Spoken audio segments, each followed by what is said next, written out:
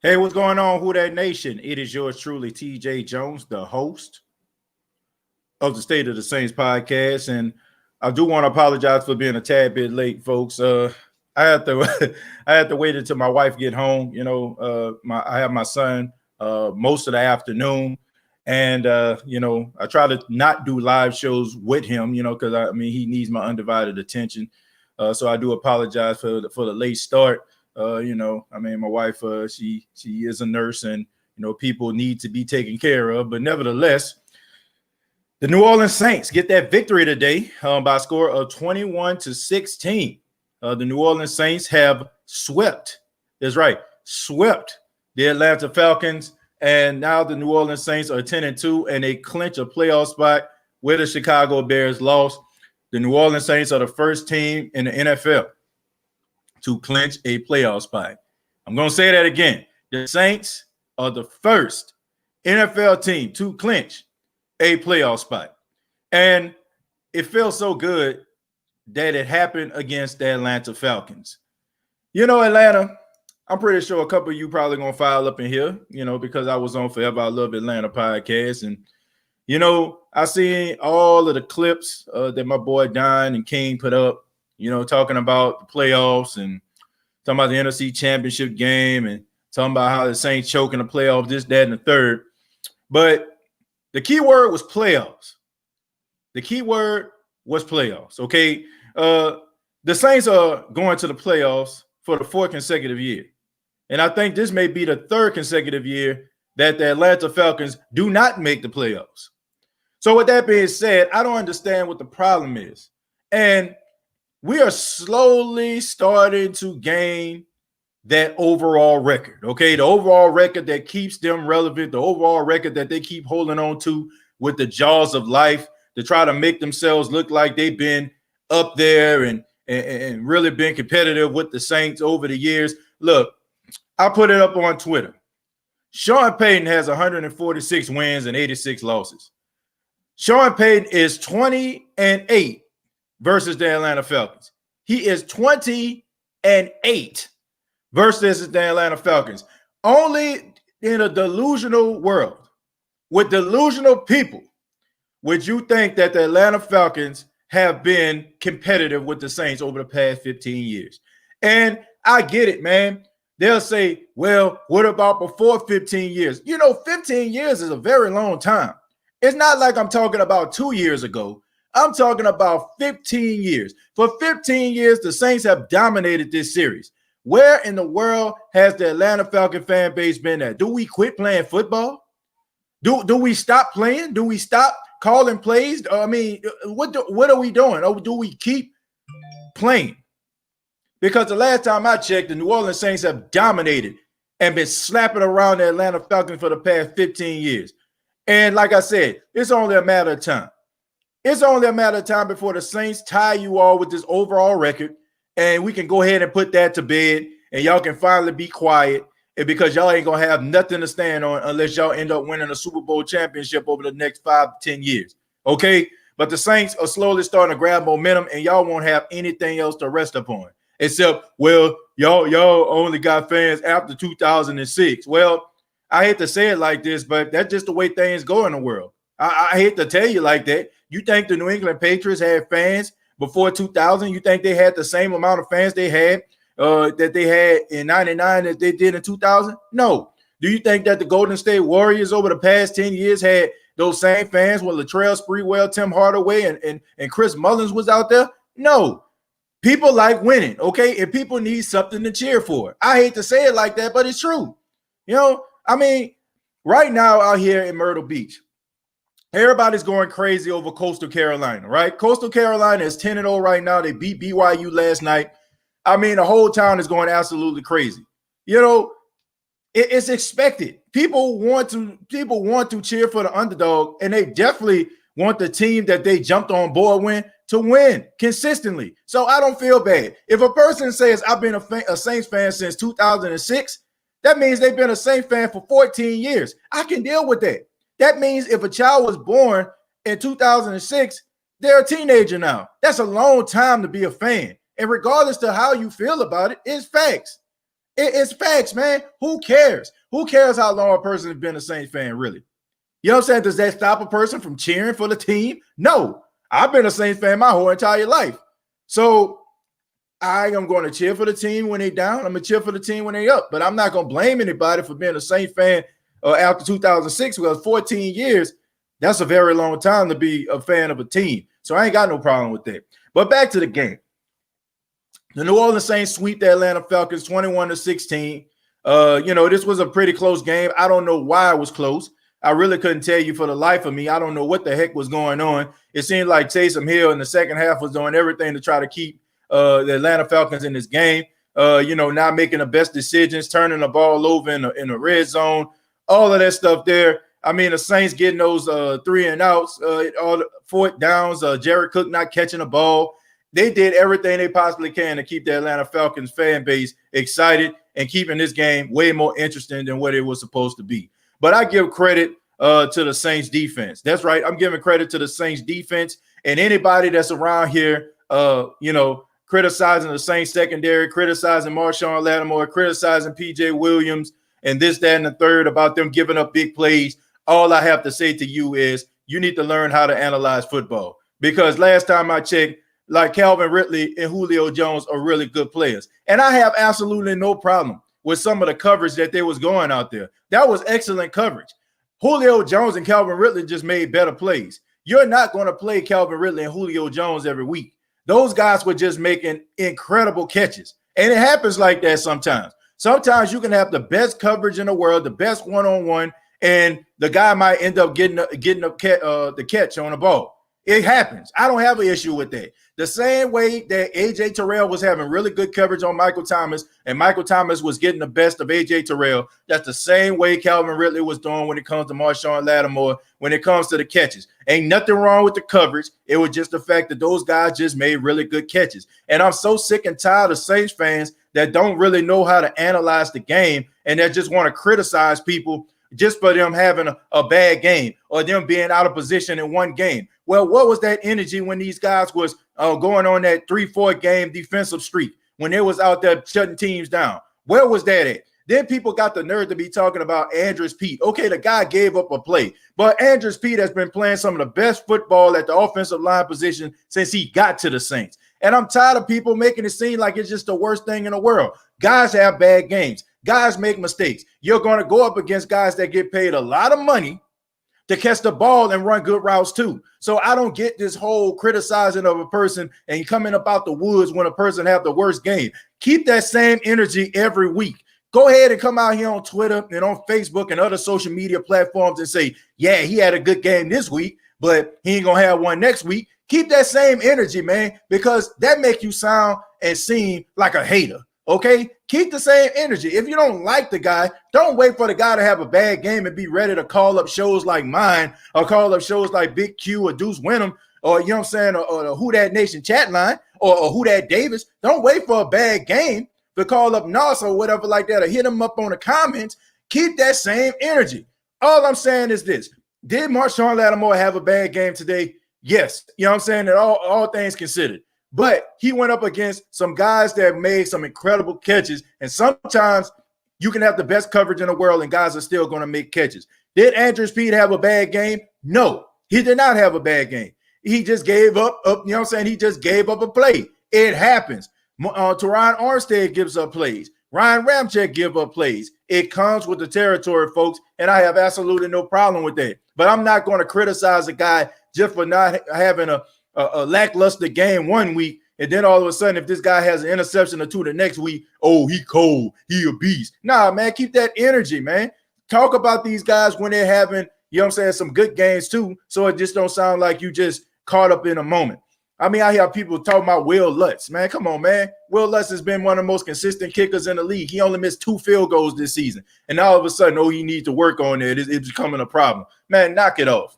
All I'm saying is keep that same energy when these guys are on top. Keep that same energy, okay? Keep the same energy that you have talking about these guys, and don't wait for these guys to be at their lowest for you to pick up the phone or pick up, you know what I'm saying, pick up your phone, you know what I'm saying, call somebody and be like, man, I told you you were trash. Like, nah, bro, keep that same energy. I'm sick of that, man. These guys can make mistakes. There was a really good wide receiver corp on the other side of the football. There was some plays where Matt Ryan threw that ball up and he was counting on those guys to make plays. There's a reason why these guys were drafted in the first round. There's a reason why Julio Jones is arguably one of the greatest wide receivers of this generation or any other generation for that matter. And there's a reason why Calvin Ridley, when Julio Jones decides to retire, is going to be the guy that be giving the Saints fits for years to come. I have no problem with that. I have no issue with them giving up plays. It comes with the territory. You're not going to be able to shut down a team or shut down the field every single week. It happens, okay? And not to mention Patrick Robinson left the game and you were without Janoris Jenkins. So they were already shorthanded. So that's my story, and I'm sticking to it, man.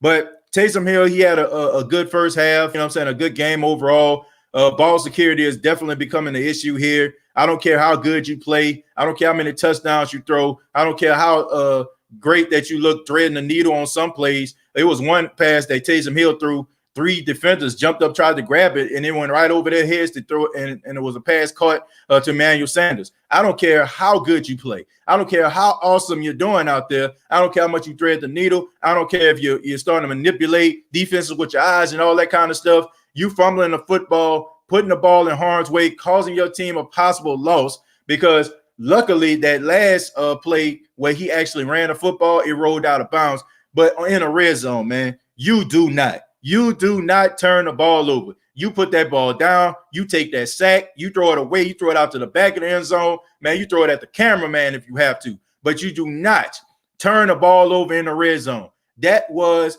the game-defining play to me. You know what I'm saying? That was the play that got the Falcons back in the game. That was the play that got these guys' confidence up. I mean, even if you wouldn't have converted in the red zone, you could at least kick the field goal with Will Lutz and probably, you know what I'm saying, would have been up 24, you know what I'm saying, to 9. But you gave these guys hope. You gave these guys, you know what I'm saying, the will to say, okay, man, we can win this.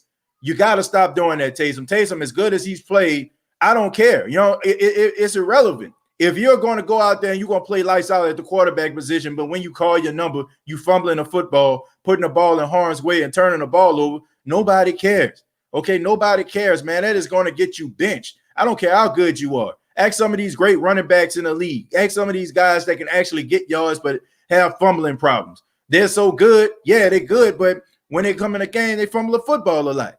I mean, Tiki Barber comes to mind. Tiki Barber was a really good running back in his heyday for the New York Giants, but he had a fumbling problem, and that caused him to sit on a bench. And he had to fix the issues with him holding the football. And at the later parts of his career, he was able to fix that. There's an issue with Taysom Hill. Is he getting better as a quarterback? Absolutely. Did I see some throws in this game that I was really impressed by? Absolutely. But do I feel like it's going to cause him down the line if he calls his number to fumble the football? Yes. Okay. Taysom Hill has fumbled the ball 8 times this season. 8. Out of 8 times, I think he lost 4. So that's 50% of the time. Okay. That is not a good look. Okay. That's not a good look for Taysom Hill down the stretch. We need him to play a little bit better when it comes to ball security. But overall, I mean, he was 27 to 37, about 240 yards, 2 touchdowns. You know, I want to know what Nick Wright at, you know, from First Things First. I mean, he was talking a lot of noise, talking mad greasy all last week on social media, talking about Taysom Hill and how he played against Denver. But I don't see him keeping that same energy this week, okay? This guy was talking about how Taysom Hill was just a tight end playing quarterback. He ain't going to do nothing, and the Saints ain't going to be able to keep the number 1 seed. Well, Taysom Hill is 3-0 as a starter. And Nick Wright is nowhere to be found. So I'm just wondering where he at, bro. I'm just wondering where you at. I'm wondering where Skip Bayless light at, okay? I'm wondering where the light version of Skip Bayless at because I can't find him. And if y'all find him, please let me know and tell him to hit me up so he can keep that same energy, okay? That's all I got to say. All right, I'm about to go ahead and look, this can't be a long show tonight. As y'all know, I got to work tonight. So I'm going to take a few calls. I ask that you keep it as brief as possible. You know, say what you have to say and just respect the next person to come on so we can, get through the calls as efficiently as possible. So I'm going to go ahead and put that link in the chat. And in the meantime, I'm going to go ahead and read some of the comments while we're waiting. Wallace says, come on, TJ. That was on Sean Payton. I don't know exactly what was on Sean Payton, But Sean Payton isn't the one that's out here running the football. Sean Payton ain't the one that's out here got to worry about ball security. Sean Payton calls your number because he actually believes that you're going to be able to make the play. He believes that you're not going to put the ball on the ground. When you put that type of trust in a player, you believe that he's going to make that play. You're not going to call that play if you don't believe in that player. So I can't take that, man. He may have called the wrong play or whatever like that or what have you, but I just feel like that's one of those situations where Sean Payton is bailing his quarterback out. Sean Payton understands that ball security is important, and trust and believe is lip service to me, okay? Because behind the scenes, I'm pretty sure Sean Payton is having a conversation with Taysom and saying you can't not put the ball on the ground. Pick Six Blog World, check that out, man. It's my brother EJ. He says I give Taysom a B- because of those 2 fumbles, 1 loss. Yeah, man. I mean, look, as a quarterback, he did a really good job, man. I mean, 3rd down efficiency, outstanding. You know, he was able to convert. The 4th down play that he threw to Jared Cook, clearly that was supposed to be a catch. It was a play that Traquan Smith could have caught early in the first quarter. It went right through his hands. But all in all, Taysom Hill did a really good job, okay? Who that Davis? What's going on, man? TJ, what's going on, brother? Enjoy the game? Yeah, man. I definitely enjoyed the game. You know, I mean, it was good. It was a little bit more exciting than I thought it was going to be. I mean, you look at the time of possession, you look at the total yards. I mean, any other game, you would think that this should have been a blowout. But, I mean, all in all, they got the win, so that's all that matters to me. Did you see Russell Wilson lose to the Giants? Yeah, I saw that, man. But look, I honestly, who that Davis? I mean, I really don't. I really think that the Giants are much better than people giving them credit for. I mean, they should have won against the Tampa Bay Buccaneers a couple weeks ago on Monday Night Football.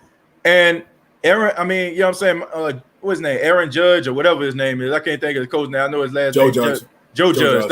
Thank you. Joe Judge did an outstanding job getting these guys motivated. They seem like they want to play for him. Defensively, they get better and better every week.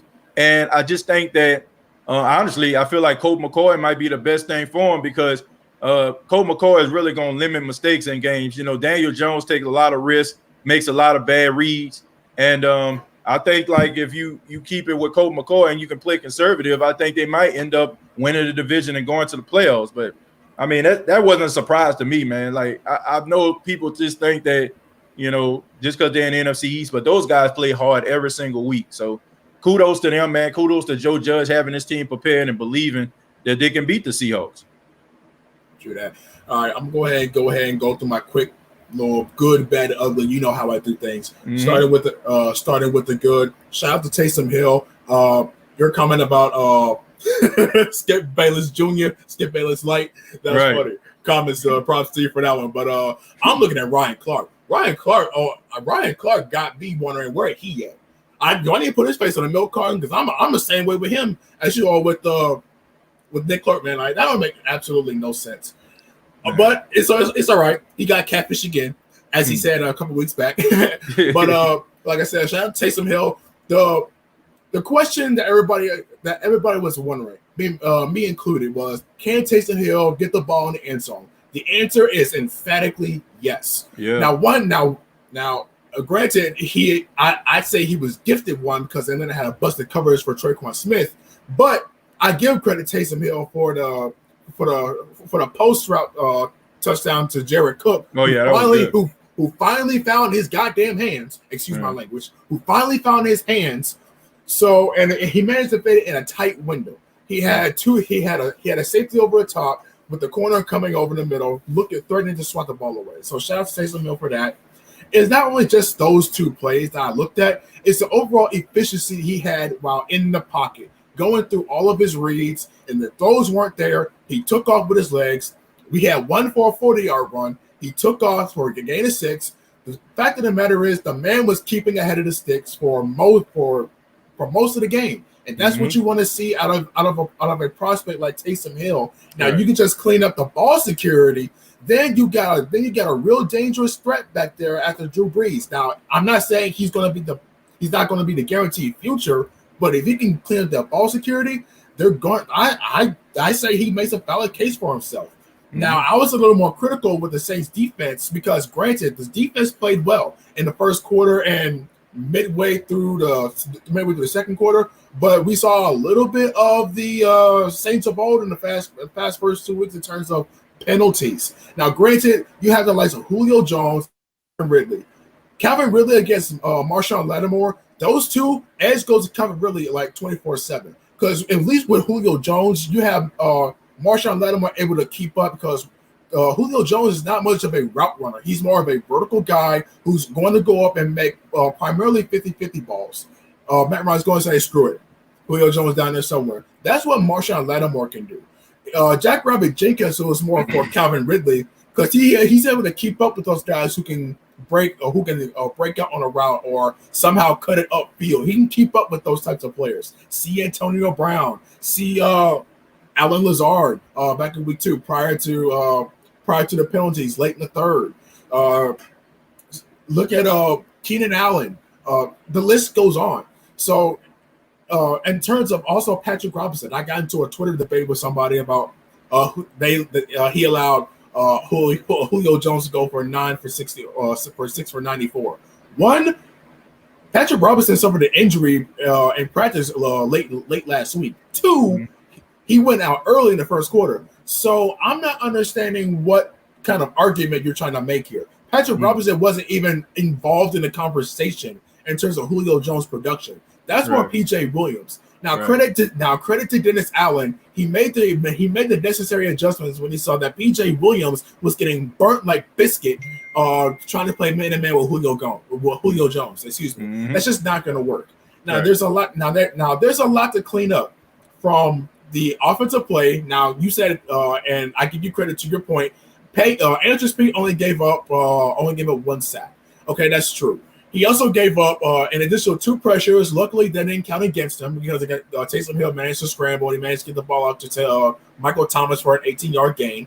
Hopefully, Teron Armstead comes back, which will give this Saints offensive line a much needed boost in terms of veteran leadership.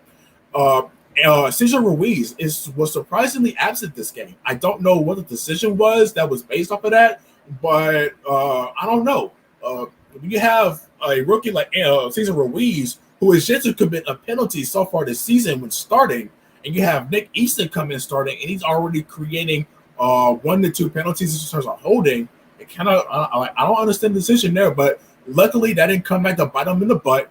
So shout outs to Sean Payton, game planning accordingly, the mad scientist. Shout out to Alvin Kamara getting involved in the run game. Everybody's trying to say that this man can't run between the tackles. He can't break out for 100 yards. Now, granted, he hasn't broken for 100 yards so far this season, but you don't need to light up the stat sheet to be effective in the game. Look at Patrick Mahomes and Tom Brady a couple of weeks back. This man threw for over 400 yards. Tyreek Hill had over 260 yards reception, 200 yards in the first quarter, and the score was barely 27-24. So I'm not looking so much at the stat sheet. I'm looking at overall production. And overall, that's what the Saints gave for us on all 3 phases. So overall, I'll give them a C because I'm being consistent to what I gave on the Who Dat Nation Chatline podcast. I'll give them a C because obviously there's stuff they need to clean up, but it's not a bad C. It's a solid C. Okay. I mean, I just think that they played a lot better than I think we giving them credit for. I mean, I think it has a lot to do with a few things that I saw, especially when it comes to the officiating. I think Stan Verrett hit the nail on the head, and I was thinking about this. Man, it's about the officiating crew. You got some officiating crews that gonna let guys play. They're gonna let them go out there, ball out, and be like, let the best man win. And then you got some officiating crews that gonna be on them ticky-tack calls.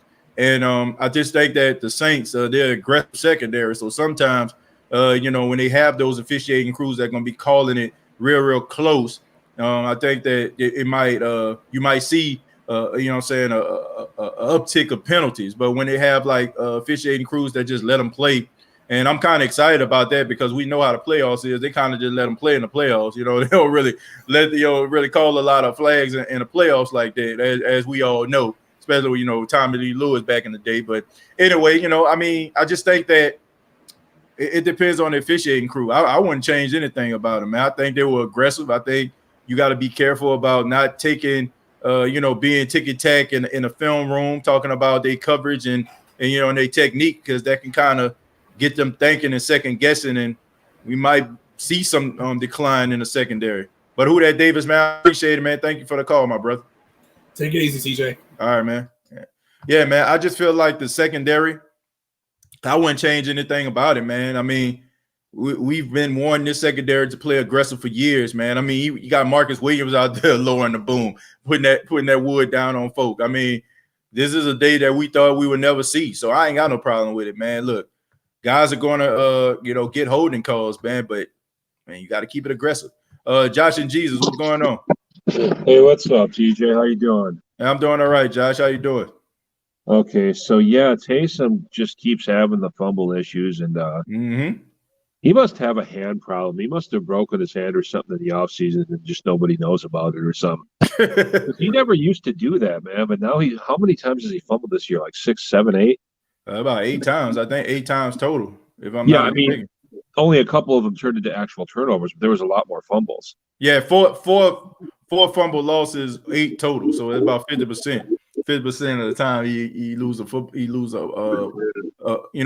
ball due to a Taysom Hill fumble. So yeah, and I'm not going to try to surmise much from this game. I never try to surmise what I think is going to happen in the future again with Falcons games, because the way we play them and the way they play us is just so different from other games. Right. But I want your opinion on something, man. I'm looking at the schedule that we have left. Mm-hmm. In order, we got Philly, Kansas City, Minnesota, Carolina. Right. I feel like we should leave Drew Brees out for the rest of the regular season. Let him fully and pick him up in the playoffs.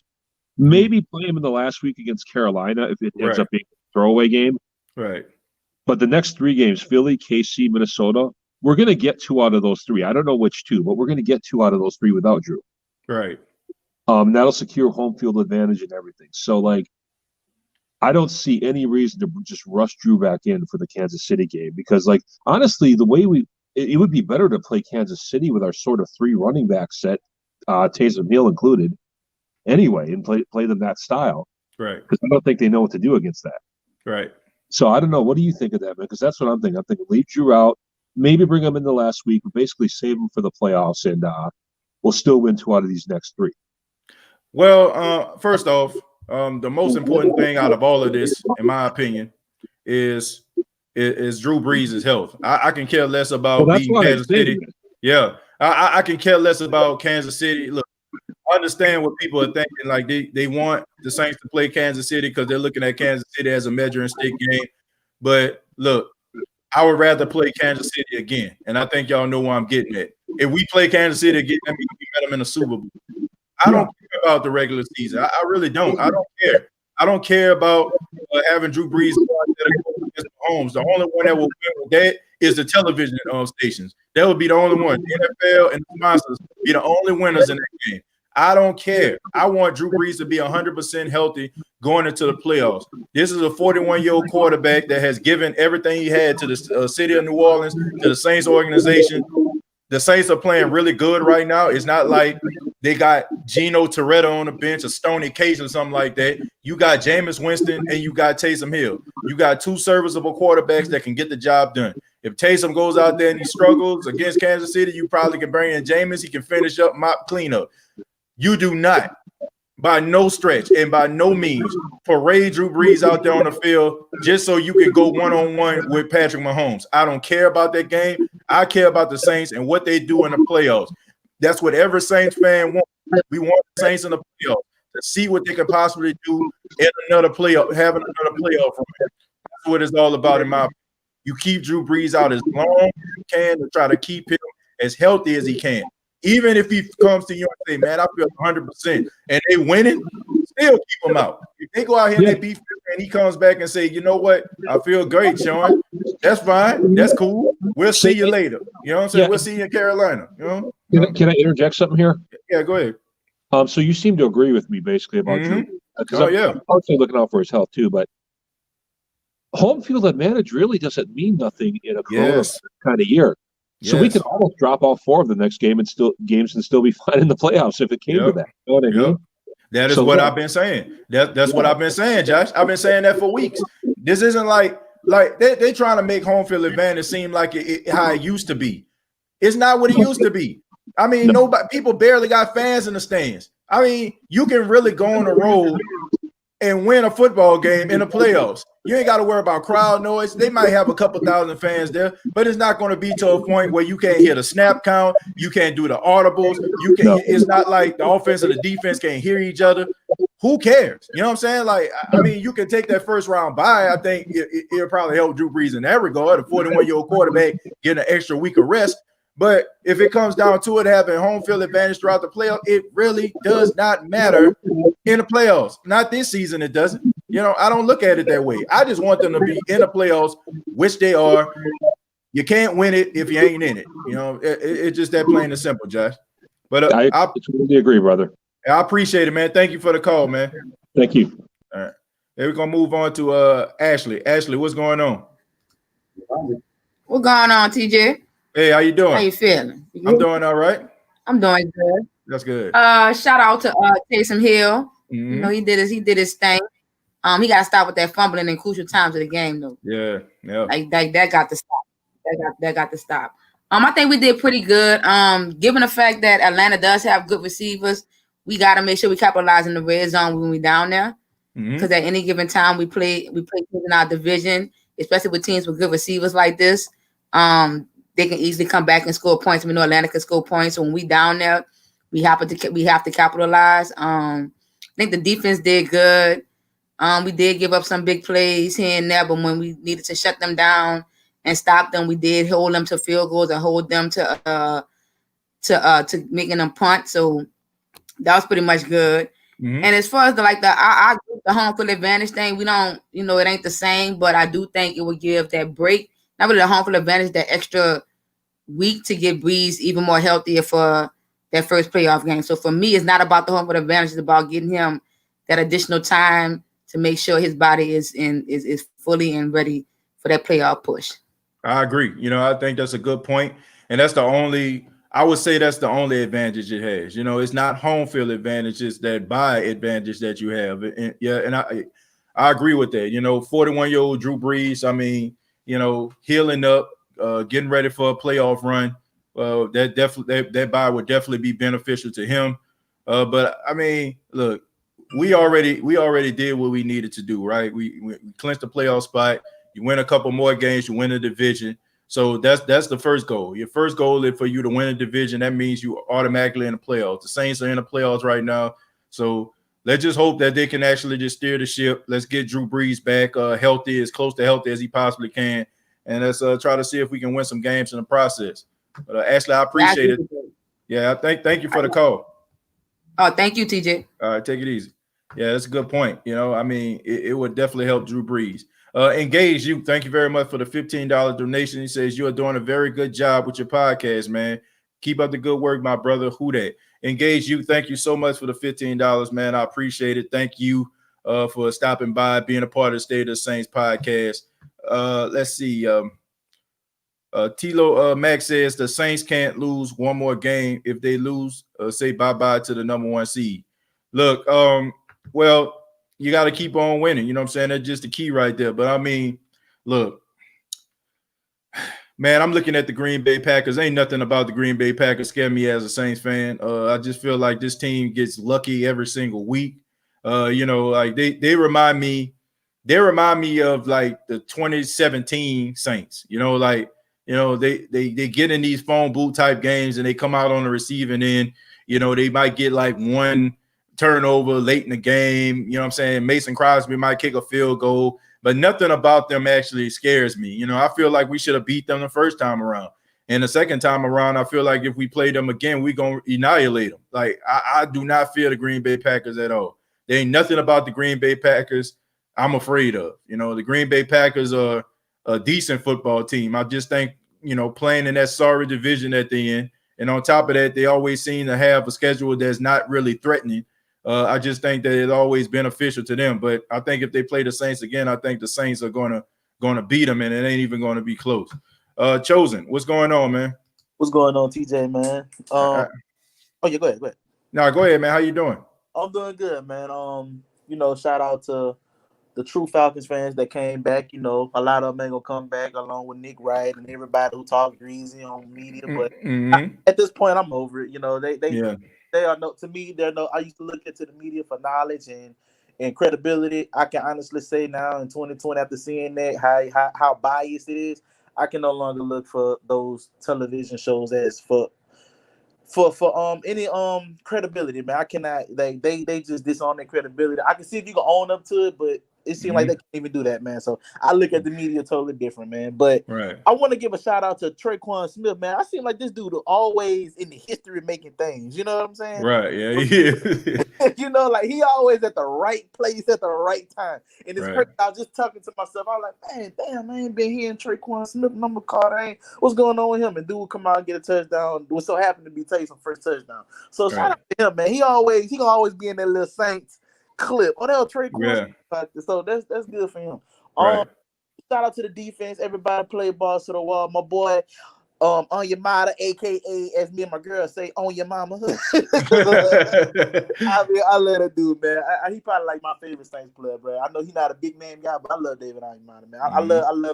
I love those quiet but humble guys. Remind me of Quiet Leonard. But yeah, man. And also, man, the coaching staff. I think Sean got a little too cute.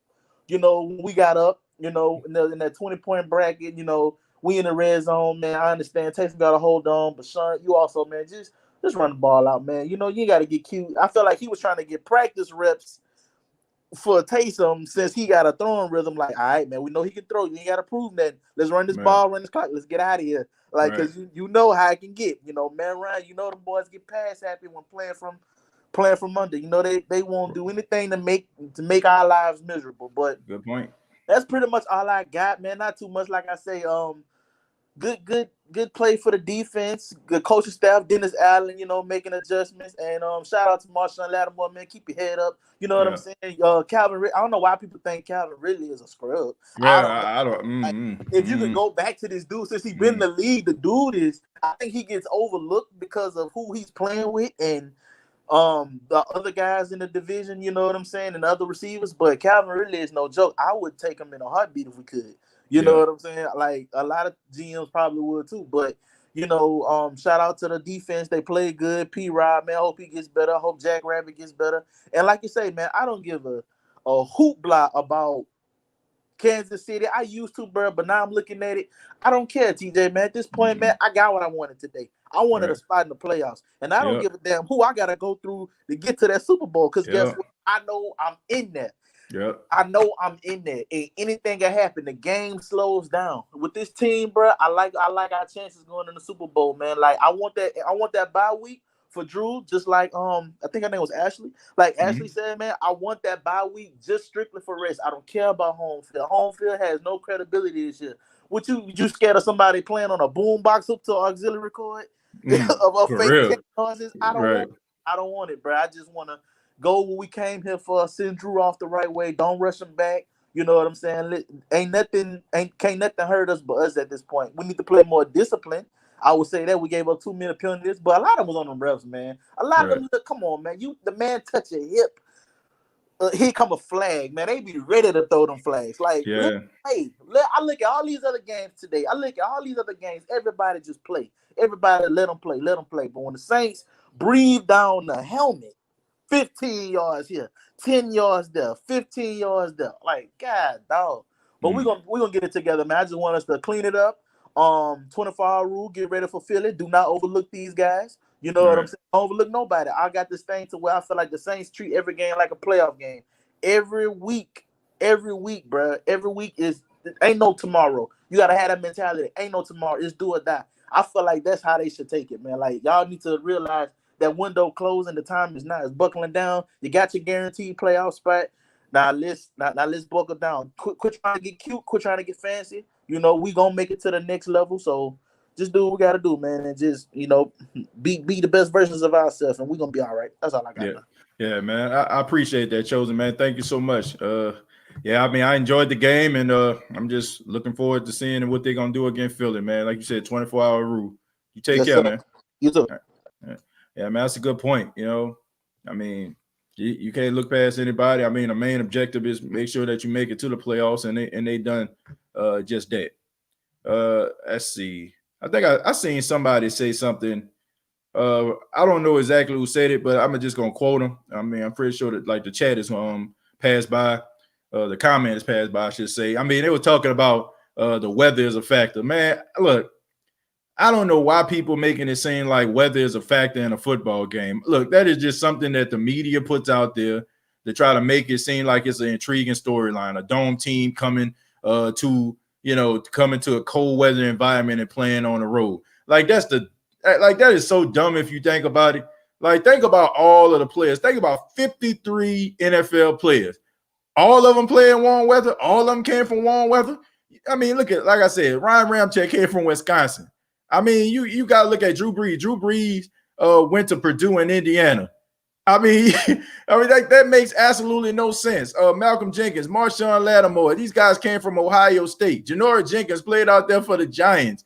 I mean, Marcus Williams played in Utah, for God's sakes. So what difference does it make? You know, like what did David Onyemata? I think he came from Canada.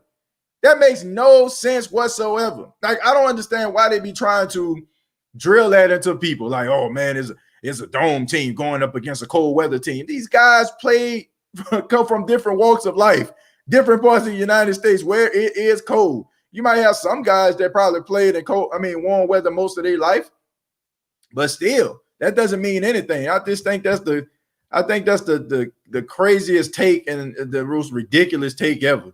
Like, it's not like you just playing against a team with all guys from Florida or all guys lived in Louisiana or all guys played in Arizona. Like, no. I mean, these guys come from different walks of life, so that makes no sense at all. The Black Taysom Hill, what's going on? Yo, you can hear me, big dog? Yeah, I can hear you, man. What's going on? Yeah, I had to change my name to the Black Taysom Hill, bro. I was proud of my son. You know what I'm saying? This was his first game where he really looked like an official NFL starting quality quarterback. So we got to give my boy a round of applause. Yeah, he was man. in the zone. Mm-hmm. First half, he was dogging it. Him and Mike Thomas had a beautiful connection. This is the first time all season people not talking about this. And y'all disappointing me, bro. Mike T was looking like a dog out there, bro. And you seen it in his eyes. He was like, about time I'm back. You know what I'm saying? That is an integral part of our offense going into the playoffs. So I'm very proud of Taysom as far as getting more comfortable in the pocket, moving the ball around. His timing is getting better, a lot better. His mechanics is getting more tuned. So he's starting to get where he's supposed to be as a starting quarterback for a team like us. Now, I was thinking like you was being a little too hard on my boy because, them fumbles, they was really like questionable. You know what I'm saying? He was doing too much. I can admit that. But he was trying to get that extra yard. But I can understand where you're coming from because the Falcons, you know what I'm saying? By the way, we swept the Falcons. You know what I'm saying? Got them out the room. That's what I'm talking about. That's always good to sweep them. Right. If we were going against a playoff tier team, they're hopping on that ball. I don't care if that ball is circling around for 2 seconds. Somebody going to jump up and get that ball. So I can understand why you're getting pissed off with them on that. That's inexcusable. I can understand that. What my gripe about this game, and I don't know if anybody felt the same way as I did, Kamara was balling out this game, bro. This is one of his best running games up in between the tackles, running north and south.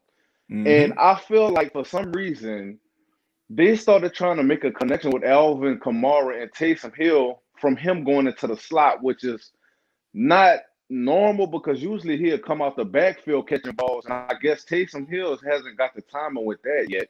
So they put Kamara in the slot, which when they started doing that, all we had to do was run the ball. Kamara was getting good yards, 8 yards a rush. Like, you need to keep running that dude. It's no excuse for him to have 80 yards in the third quarter, going into the fourth. 80 yards, right? And have 89 yards by the end of the game. How he got 9 yards at the end of the game through the whole fourth quarter? I don't understand it. They didn't run him once the whole entire fourth quarter. What you think about that? Well, what I seen in this game, and maybe I could be wrong, but it just seemed like to me that Sean Payton was just trying to be so adamant on trying to make Taysom Hill work. You know, like I seen it. I mean, in the first quarter alone, I mean, they may have ran the ball twice. I think Taysom Hill maybe had 11 or 12 attempts in the first quarter. So I just feel like he was just trying to be adamant on trying to get Taysom Hill comfortable in the pocket. You know, the thing is, you know, with Alvin Kamara isn't like one of those preheat oven running backs like Latavius did. No, you know, like Alvin Kamara get off the bus and get you about 150 all purpose. Exactly. Only running back in the game get 40, 50 yards on one play. Exactly. That's all you take. Exactly. That's who he is.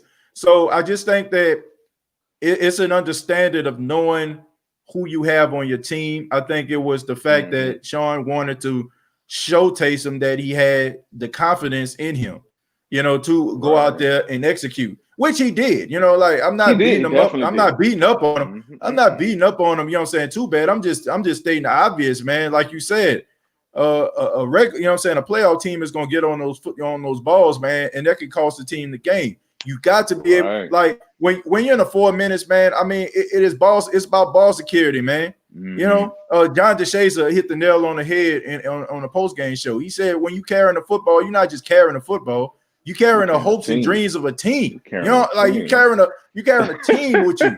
So if you fumbling the football, man, you dropping the team. It definitely brought momentum back to the Falcons. Exactly. Because they didn't have any spark the entire time. Boy, Julio Jones catching passes. I'm like, I thought Julio Jones was on IR the whole time I'm watching the game. I mean, I seen his stats. He had 96 yards. I'm like, damn, I must have went use the bathroom every time he caught the ball. And man, he was doing a lot of on some of those cross routes and stuff like that, man. But all in all, man, look, like I said, Taysom, he did a good job for what it was worth. He just got to work on that ball security, man. It's the only thing that concerns me. And also, man, he got to learn how to live to fight another day. I think he tries to do way too much at times. You know, like sometimes you got to take that sack. Giving up the ball in the red zone is a big no-no, man. You can't do that, man. You got to take that sack. You got to eat that sack. You got to throw that ball out of bounds, man. I mean, you got to do something. You cannot allow the Atlanta Falcons to get the ball back in the red zone. They're a scrub team, bro. They're a scrub team. We should have had an easy 38 points, and I ain't even talking about fighting. That's like walking into the end zone. 38. I mean, and the defense helped them. You know what I'm saying? Lattimore was getting beat and burnt, and I think he started relying on Marcus Williams too much in that game.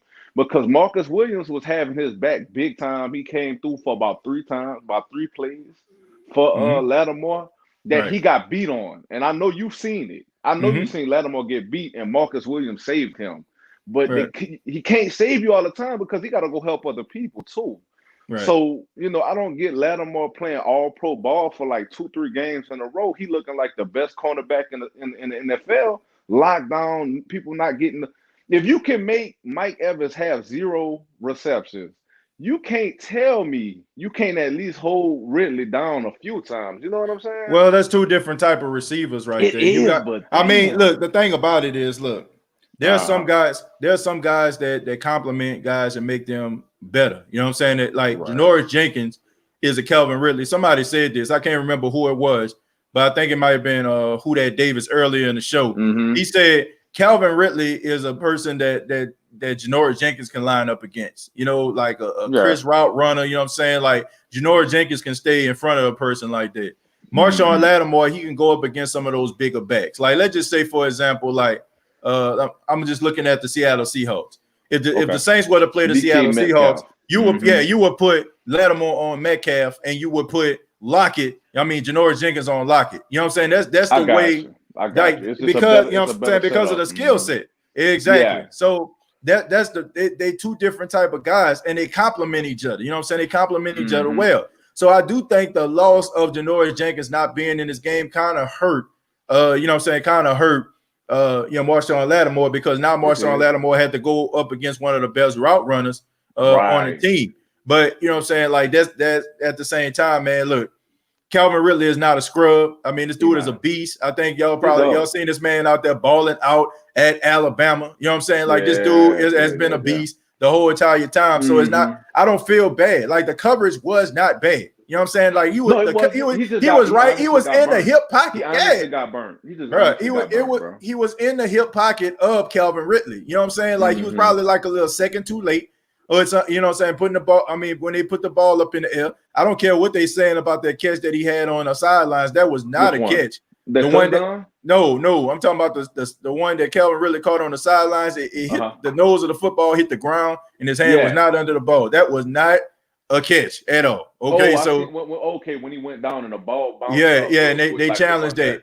They challenged it, and they said it was a completed pass. That was not a completed pass. But like I said, man, look, you go up against elite competition, eventually you're gonna have your day. You know, like those guys get paid for a reason. What you get a defense like if you grade them? I think that the D line, they showed up. They could have got about 2-3. They could have got about 4-5 sacks this game. I think they came out with 2.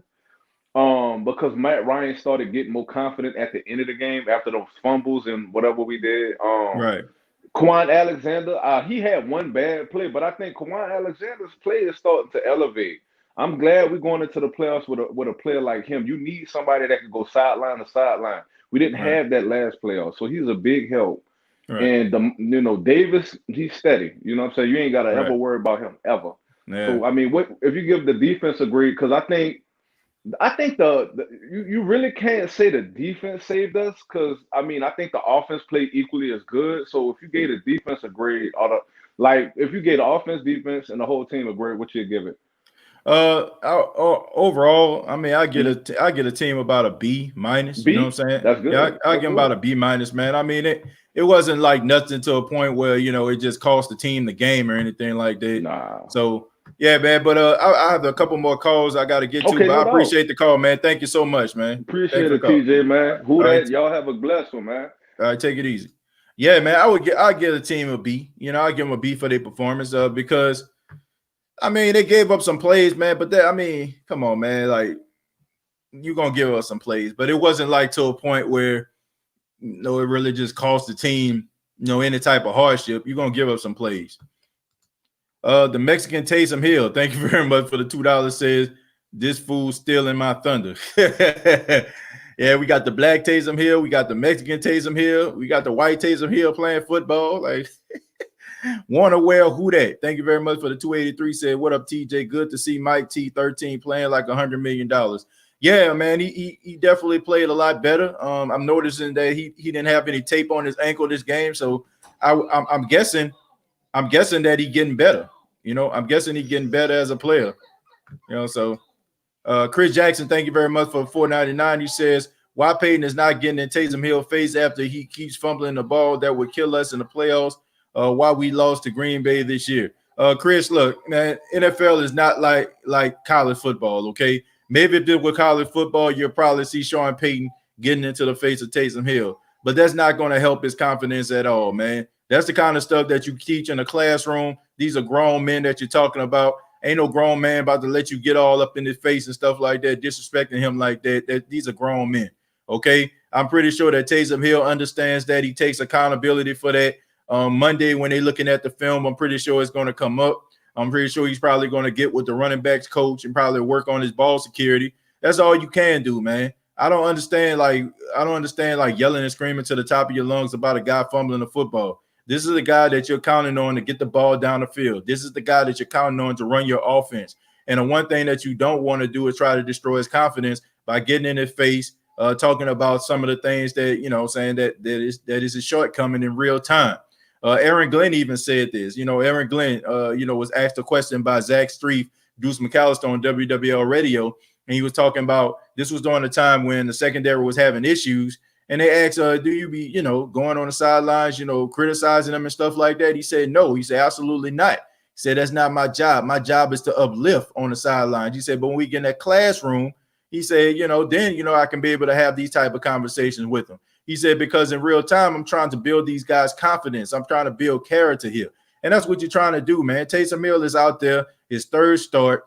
He's doing a relatively good job. He's out there getting the ball where it needs to be. He's getting the ball into the hands of the playmakers, and he's making plays in his own right. So you don't want to just go out there and just start talking about, man, you fumbling again. Nah, it don't work like that, man, because like I said, man, you're trying to build this guy's character, and you don't build guys' character in the National Football League by yelling in their face. I can tell you that right now. That's a recipe for a coach to get fired, because these guys are not your 18, 19-year-old kids that have 3 hots in a cot and are sleeping in a dorm room. These are guys with mortgages, light bills, and phone bills, and families. You don't get in the face of grown men like that. Daniel, what's going on, man?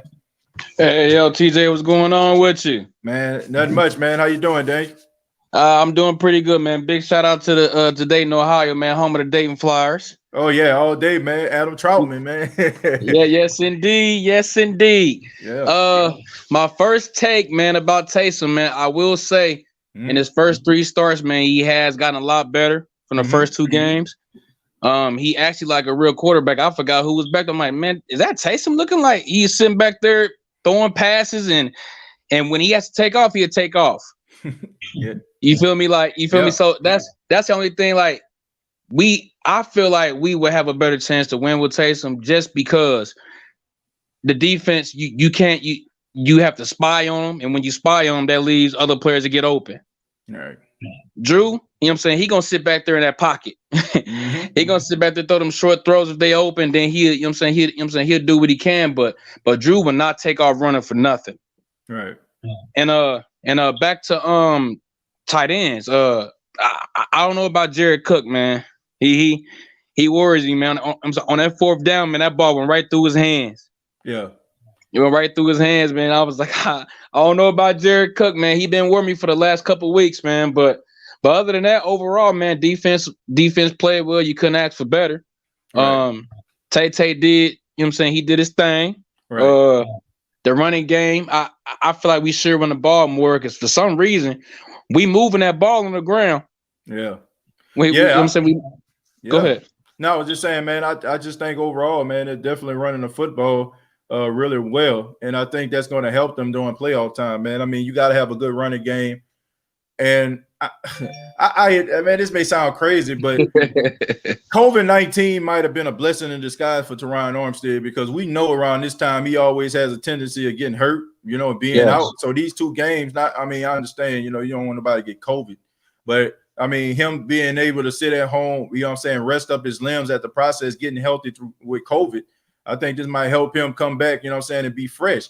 And it's also helped a couple more guys, you think about Michael Thomas. I mean, he had a really good game today. I mean, he missed all those other games. He missed all those other games early in the season. I mean, you think about Emmanuel Sanders being 33 years old, missed 2 games due to COVID. I mean, so a lot of these guys are getting in some really, some really good shape to try to make that playoff run. And not to mention, Drew Brees, I mean, he can rest up his arm and stuff like that while he's getting well with his rib injury. So this go ahead. Speaking about Drew Brees, let's say Taysom win 2 more games. If you Sean Payton, what do you do? Do you stick with Taysom or you roll with Drew? I roll with Drew. I mean, I'm not. Look, let's not get it twisted. Let's not get it. I'm not a prisoner of the moment, man. But you feel me? Drew is Drew. Drew is Drew. You feel me? So, I mean, even if Taysom go undefeated, you gotta roll with Drew. Even if Drew go out there and stink it up in the playoffs, you gotta roll with Drew, because this is it for him. Yep. Look, this is the best thing about this, Daniel. The fact that you got 3 games, probably 4 with Taysom Hill as your starting quarterback. When Drew does come back, now teams really aren't going to know how to match up against Taysom, because now you know that he can throw the ball. You know that he can run the ball. You know that he can do all these different things now. And he's not just one-dimensional. It was early in the season when Drew was here. Well, here come the RPO. Now you don't know. You got all this, now Sean got all of this tape on what Taysom can do well when he sees certain coverages, certain defenses and stuff like that. And now he has a full body of work where he can actually use that to his advantage. So as a Saints fan, you should be very, very excited at the fact, like I said, you don't want to see Drew Brees get hurt, but it kind of helped Taysom Hill, because it helped Taysom Hill. It helped the coaching staff to know how you can use Taysom Hill in more ways. So this definitely can be Drew, being a starting quarterback. I see that, but I can also see Taysom Hill going out there throwing some plays and Also, you know what I'm saying, adding a different dynamic to the offense as well. So, yeah, no doubt about that, man. Most definitely, man. Yeah, but I'm rolling with Drew. So I'm with you, man. I got to roll with Drew, man, because this might be the last rise. You know what I'm saying? So he got to go out there, you know what I'm saying, going down swinging. Right. Yeah, I mean, I'm looking forward to it, man. But I mean, let's not get it twisted. Taysom Hill did a good job today, but he's definitely not Drew Brees. But thank you. So do you play Taysom against Kansas City? Yeah, if it came down to it, yes, I would. I would play him. Because the thing about it is, man, look, we not looking at no measuring sticks. I'm not looking at it like it's a measuring stick. I can care less. I don't care about the Saints beating Kansas City the first time. I care about them beating them the second time. That's facts. Because if you beat them the second time, what that mean? They won a Super Bowl. So Daniel, thank you so much, man. I appreciate it, man. Thank you for the call. I appreciate you, TJ, man. Thanks. All right, no problem. Man, shouts out to Daniel, man. Look, I can care less, bro. I don't care about no Kansas City Chiefs, man. I get it. Like, they're the Super Bowl champions, and you want to see where you belong. But, man, let me get them in that Super Bowl, you know? Bro, no way you cut it. He's not a starting NFL quarterback. Hope I'm wrong, but that's just the way I see it. In fact, over the long run, I think he can make more money just being a slash. Look, thank you for the $9.99. And I appreciate the energy, you know what I'm saying? Because this is definitely what I was talking about earlier, like how people, you know, say one thing, but they don't keep that same energy. So I respect Troy for keeping the same energy. But look, if this is the game that you want to criticize Taysom Hill, this ain't the game, you know what I'm saying, in my opinion. If you think that he's not a starting quarterback in the league, that's fine. But the way that he played today and some of the throws that he made, he showed making me feel as if, you know, he's one heck of a tight end playing quarterback. I just put it like that. And I don't care, you know what I'm saying? As long as they win in a game, you know, I mean, we all know who the starting quarterback of the Saints is. It's Drew Brees. So, I mean, if he can go out here, get some stuff on film, get some tape and, you know, go out there and get better as a quarterback, why not? And it's not causing the team any L's, fine. You know, but we know that Drew Brees is going to be the starting quarterback of the New Orleans Saints down the line. We just need Taysom Hill to kind of steer the ship and make sure that it don't go off course. But, I mean, look, I can care less. I'm serious, man. I just want them to keep winning. A win is a win, no matter what. Fifth Ward, Glenn, what's going on? What's on with your TJ, man? You can hear me? Yeah, Glenn, what's going on, man? Man, I think one of the biggest things about the game that people are not talking about is the absence of Marcus Davenport, man. Yeah. Because the D-line, once he boy, you in my head, boy. Was on his P's and Q's. But you see how he missed the day. The D-line didn't have that pop that it usually has. Man, you in my head, man. Stuff, man. You in my head. I promise you, when somebody was talking about that earlier, I was like, yeah, Davenport. But you definitely hit the nail on the head there. Straight up. Man, I think Taysom did a good job. He just got to stop trying to make every play. See, and they was talking about that during the game, how they said Drew told him just let the game come to him and settle down. Right. On that fumble, he didn't let the game come to him. He should just threw the ball out of bounds. He tried to spin back, doing too much. Right. He got to calm his nerves. And I seen somebody comment, Drew pride not going to let him stay out that KC game, man. I don't see it, bro. Like, I don't see it. Like, I hope he stay out, but I don't see it, bro. Mm-hmm. You know, Pat Mahomes, the new gun on the block, he won't see something. Right. Drew won't see about that. So we gonna see, man. Yeah, I look, man. I get it. I 100% agree with you. If it's to Drew Brees, I mean, he gonna be out there, but sometimes you got to protect these players from themselves, and you got to let him see the big picture. I mean, it's pretty obvious. You know what I'm saying, to me. You know, I don't know about others, but I feel like we'd probably never see Drew Brees play against the Atlanta Falcons again. I really feel like this is Drew Brees' last season. And if this is your last season, and you know this is your last season, man, you want to make sure that you're 100% going, or close to 100% going into the postseason. And, you know, I mean, I understand you want to go toe-to-toe, you know, with the young cat on the block, like you said, but not at the expense of causing yourself, you know what I'm saying, to be re-aggravate an injury just so you can prove that, you know, you went toe-to-toe with Patrick Mahomes. You know, I mean. That's facts. That's facts. Look, I mean, if your team is as good and as Kansas City is good as we make it out to be, I keep saying, you'll see them in the Super Bowl. Then you can, you know what I'm saying? Then there'll be a bigger stage. It will have way more meaning. I mean, because if you just beat Kansas City in a regular season, I mean, come on, man, you just beat them. You know, like, but it don't mean nothing. Mean and nothing. watch Sean Payton play calling in the game though. He's not gonna call he's not gonna show his full hand. He gonna call dog plays, and people gonna complain like, "What is Sean doing? Like, what is he doing?" He know what he's doing because he want to see him again. Right. Like I said, man, I heard. I don't know. A few callers ago, the dude said that. I was saying a few callers ago, the dude was saying that Lattimore was dependent on Marcus Williams. And I didn't like that because Marcus Williams is the free safety. That's what he's supposed to do. When something needs cleaning up, that's what he's supposed to do.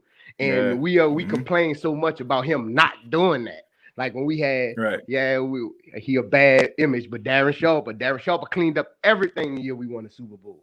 If it got past you, he had your back. And we need Marcus Williams to get that mindset because when we play teams like Kansas City, you got Tyreek Hill. If somebody get beat, we need to know that he got their back. Right. So, yeah, no doubt about it, man. But man, I think this might have been the best game Marcus Williams played in the Saints uniform as far as his tackling.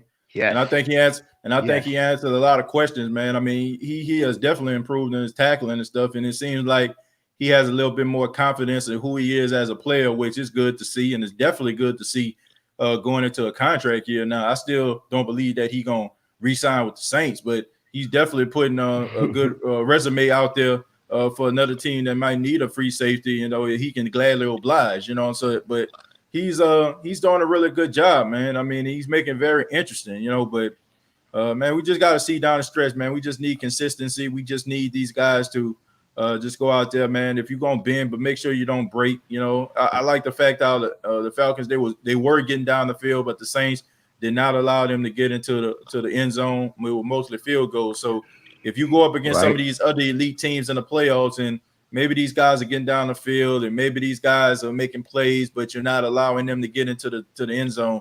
I would take 3 points over a team getting up 6. Yeah, you know, no doubt about any day that. of the week, man.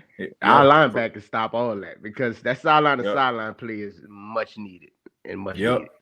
Yeah, man. And like I said, the linebackers have improved. The secondary has improved. The D-line is really, really good. I really agree with you when you're talking about with Davenport.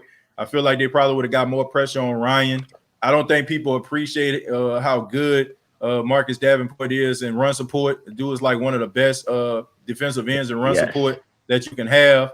I understand the Saints stopped them. They still didn't allow 100 yards to a single guy, but man, Davenport, he can get pressure on the quarterback, and it also frees up Trey Hendrickson and the other guys to eat too. But Glenn, I appreciate the call, man. Thank you so much. Appreciate you, TJ, man. Keep grinding, man. All right, take it easy, bro. Yeah, man. Shouts out to Glenn.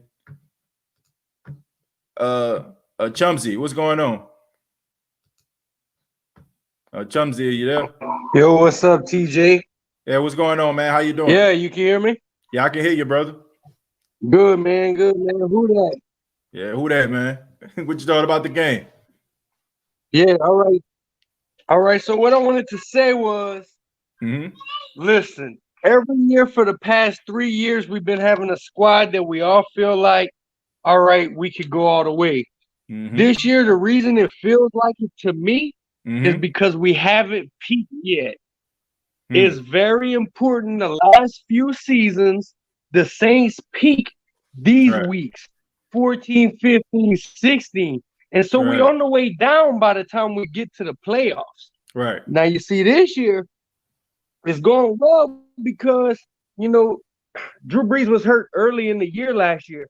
So he came back and we found our stride, but it was just a little too early. So it's good that he's been out late in the year. He can come back and we can get our stride late in the year and be peaking through the playoffs. Right. I mean, that's a good point. You know, like you know, the whole discussion in the offseason when it was talking about when Jameis Winston first signed with the Saints was talking about should Jameis get some starts and let Drew Brees get a little bit what they call load management, you know. But I mean, this came, I guess this came in the form of some cracked ribs because now, you know, Drew Brees can kind of rest himself up and get himself ready for the playoff run. I definitely agree with you on that, man. You got a lot of guys who were hurt earlier in the season, dealing with COVID-19. They missed some games. Now these guys are coming back late. Like you said, Michael Thomas looked like Michael Thomas of old for the first time in this game.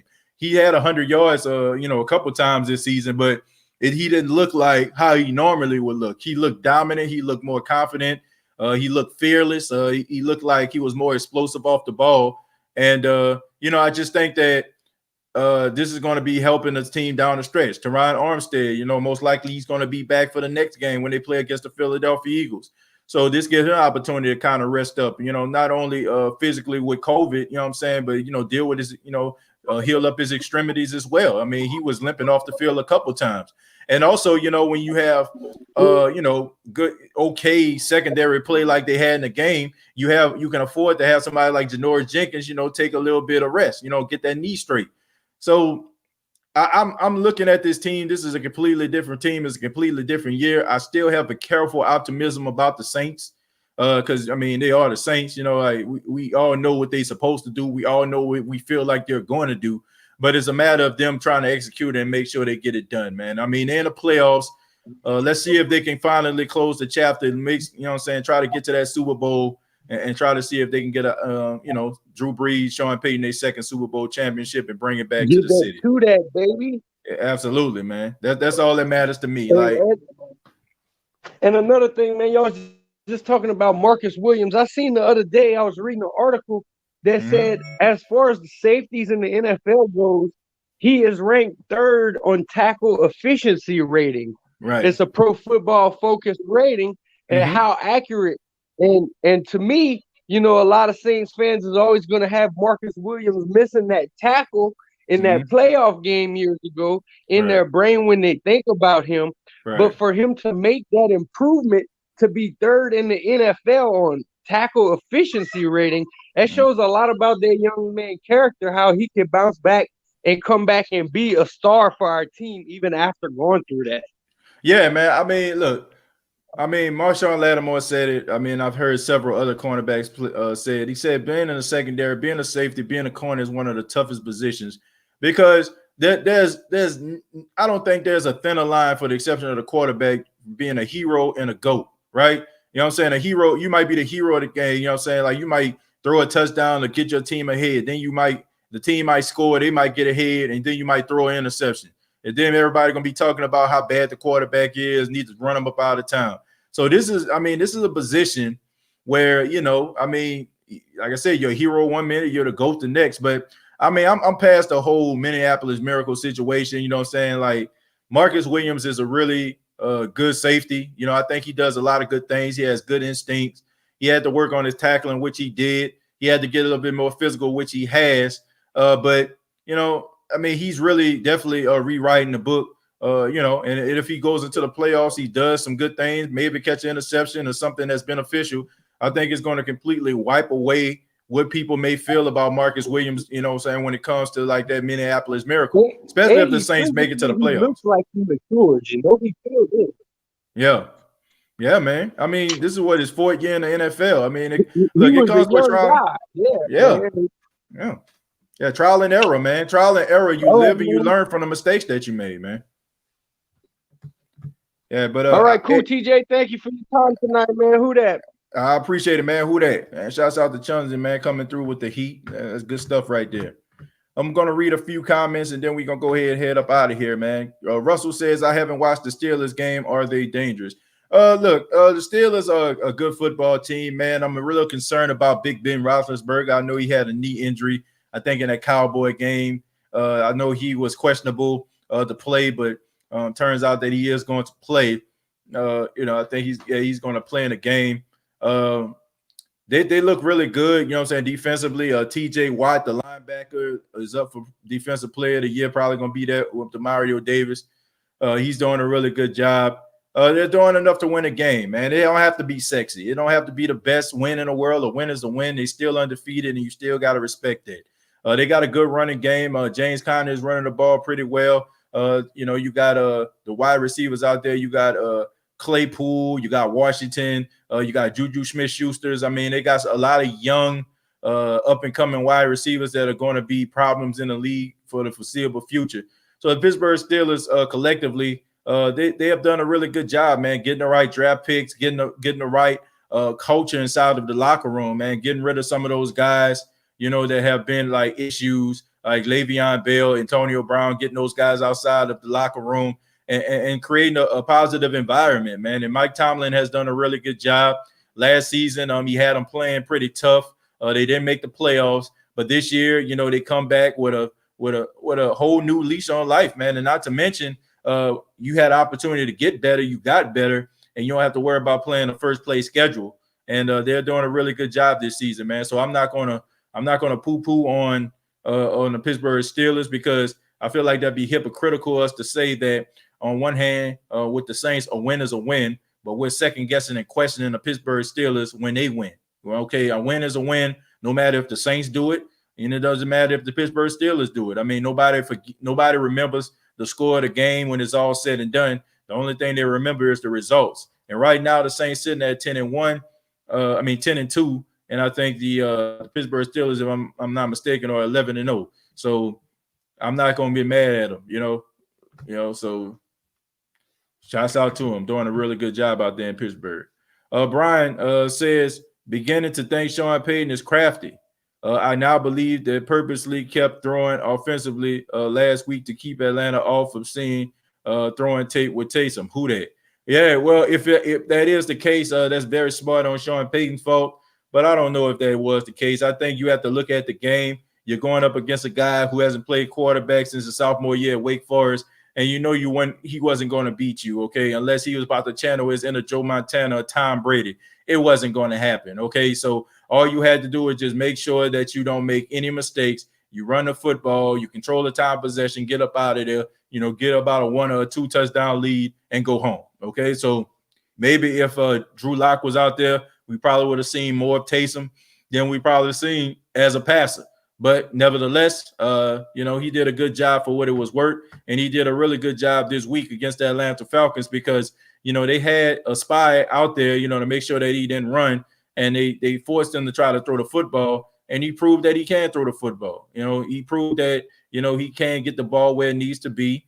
There were some passes where he kind of, got a little bit erratic at times, so I think a couple of those passes that he threw, especially to the wide receivers on a wide receiver screen or some of the screen plays were a little bit or a tad bit too high. He floated them out there too long, and it caused the defensive to kind of, rush in onto the receiver or the running back. I feel like he needs to clean that up. But nevertheless, he threw some really good passes, man, especially down the seam. That seems like that's his bread and butter right there. Seems like, he can get those medium or short and intermediate throws. Those are really accurate. The issue is him throwing the ball down the field, which he did an okay job with on today. So shouts out to Taysom, man, improving from week to week.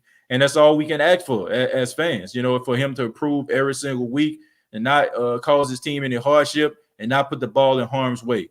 Now, like I said, the fumbles can be an issue down the line. And I think we would be delusional if we don't pay attention to him fumbling the football and not looking at that as being an issue, because it is.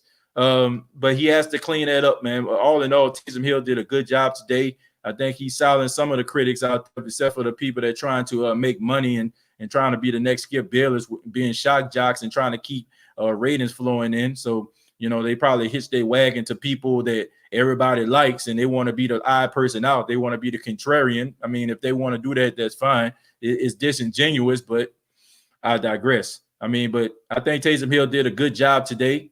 I think that he earned some respect from the National Football League for some people that just thought he was just a glorified running back masquerading as a quarterback. So he did a good job. John just says, TJ, I don't know if you noticed, but all of our linebackers got in today. Yeah, I seen that. I seen Zach Bourne out there. Seen Alex Anzalone get a run stop. That was good, man. I mean, good rotation right there. So shouts out to them getting into the game. And that's going to be helpful down the line. That's going to be helpful. The Saints going to need them. Hey, TJ, did the Don call you to eat his crow like he said he was? Well, no, I didn't get no call from the Don, man. I did see his show. I checked out a little bit of it, but he did say, I know some Saints fans are probably going to be in the chat, and I'm going to eat my crow. So he did admit that he was going to be eating crow. And shouts out to the Don, man. Look, I mean, what do we expect? I mean, the guy's a Falcon fan. King is a Falcon fan. I mean, I wouldn't expect for them to just go out here and be talking about how y'all gonna beat our tail. I wouldn't expect for him to say that. I expect for him to go hard and you know what I'm saying, and jump off the bridge with his team. Okay, I expect for him to do that. Okay, I expect for him to jump out the window. So I don't have a problem with that. But the Saints just proved that they are the class of the NFC South. You know, and right now they're the class of the NFC. They swept the Buccaneers and they swept the Falcons. You know, and now the Carolina Panthers are on the menu, and it all depends on what the Saints may have locked up if we sweep them. But I have to say, the Falcons, they got swept. Shouts out to the Don and the King, man. Keep on doing what y'all doing. I think they got a good show over there. But I just think what I said on their show, I just think that the Saints are a better team, and they proved that today. And I make no apologies about that. TJ Hill is our future. I don't know if he is our future or not, Anthony, but he did a good job, and he made a good case today that he wants to be in that number. TJ the Don was live earlier, and he said he would call and eat crow. Did he? No, I didn't get that. I don't think he called in. Man. If he did, I didn't get that. TJ, I wasn't first today by default, so whoever was first, I'm swinging on them when I see them. I can't remember. Oh yeah, Who That Davis was first, man, which was a good call. Who That Davis always bringing it on the State of the Black and Gold podcast. So yeah, I mean he brought the heat. I'm gonna read two more and then we're gonna get up out of here, folks. Paul says, didn't see the game, saw the highlights, but the question remains out of these last four, what do you think we will go? And a shout out to the defense playing at a high level. Where you think we will go? Well, look, hopefully we go to the Super Bowl. Okay, that's the hope. Okay, I hope that we go to the Super Bowl. I hope that they end up winning the division. Okay, but we know that they're in the playoffs, and that's the important thing right now. The defense did do a good job. Like I said, man, you go up against elite wide receivers. I mean, they're going to make you look foolish every now and then. But the key is just to make sure that they don't get in the end zone. So it is what it is. Those refs really be cheating for our opponents. Well, I can't even say that, man, because one pass interference play that was clearly pass interference, they picked it up. I just think there was a little bit too ticky-tack for me. Miss Maggie T says, waving our towels. I think she's a Falcon fan, Miss Maggie T, if I'm not mistaken. So I appreciate you being a part of the show. Appreciate you coming through to eat that crow. She says she waving the towels. Is that the white? Is it the white towel or is it a is it a black and gold towel? Oh man. But somebody asked me, TJ, can we cop that hoodie from? Well, I got this hoodie. Got this hoodie made, man. Shouts out to my guy, E12 out here. You know what I'm saying? Made one for me out here in Myrtle Beach, man. Shouts out to him, man. Showing love, making the hoodies and stuff like that. Man. So, that's where I get this hoodie from, man. But I do sell these type of hoodies. You can get them online at teesprings.com. Search the State of the Saints podcast. We got State of the Saints podcast apparel there. And you can get a hoodie just like this, okay? You can get it just like this. So man, shouts out to my guy E12, man. He always do good work. And that's about it, man. I want to say thank you all for checking out the State of the Saints podcast. Thank you for those that called in. I really do appreciate it. Thank you for your love and your support. There will be a show tomorrow morning, if I'm not too tired. If tomorrow morning or tomorrow evening, we probably going to be having a show. Also, I'm going to try to see if I can get John DeShays on the show later on in the week, see if he can talk about the Saints winning streak and get his take on it. But, of course, if you want to be a part of the show or you want to subscribe to the show, you can do so by going to youtube.com, search The State of the Saints Podcast, facebook.com, search The State of the Saints Podcast. Previous episodes available on iTunes, Spotify, iHeartRadio, Anchor FM. You all have a good evening. The Saints have won their 9th straight. Taysom Hill still 3-0 as a starter, 8-0. The Saints are 8-0 when Drew Brees is not the starting quarterback. That is a really good team right there. And that's for all those NFC South people out there that just think that, or Drew Brees gone, y'all done. See, that's probably how y'all do business. If one player go down, y'all doomed, okay? But the Saints are showing you that they are deep and they are ready to be around for a very long time post Drew Brees. So the Saints are running us out right now. They're going for their 4th consecutive NFC South title. So for the rest of the fans out there of the Carolina Panthers, the Tampa Bay Buccaneers, and the Atlanta Falcons, all y'all can do right now is bow down to the kings of the NFC South.